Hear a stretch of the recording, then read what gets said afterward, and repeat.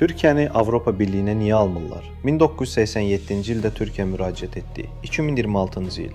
Hələ cavab yoxdur. Yəni var. Amma deməyə utanırlar. Avropa demokratiya problemi var deyir. İnsan haqları, Kürd məsələsi. Çox gözəl. Amma eyni Avropa Birliyi Yunanistanı aldı, iqtisadiyyatı iflas edəndə.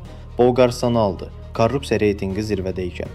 Türkiyə isə hələ hazır deyilsiniz deyir. Maraqlı da elə deyilmi? İndi rəqəmlərə baxaq. Türkiyənin əhalisi 85, Almaniyanın 84, Fransanın 68 milyon. Türkiyə içəri girsə, avtomatik olaraq Avropa Birliyinin ən böyük üzvü olur. Brüsseldə hər qərarda Türkiyənin səsi lazım olacaq. Bunu Avropa istəyirmi? Əlbəttə ki, yox. Amma bunu asıq deməyə də cəsarətləri çatmır.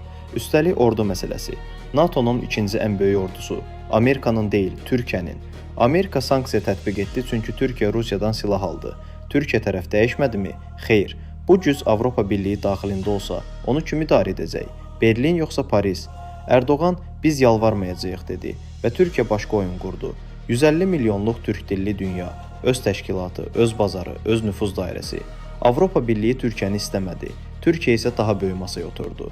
37 il Avropa Birliyi Türkiyəsiz böyüdü.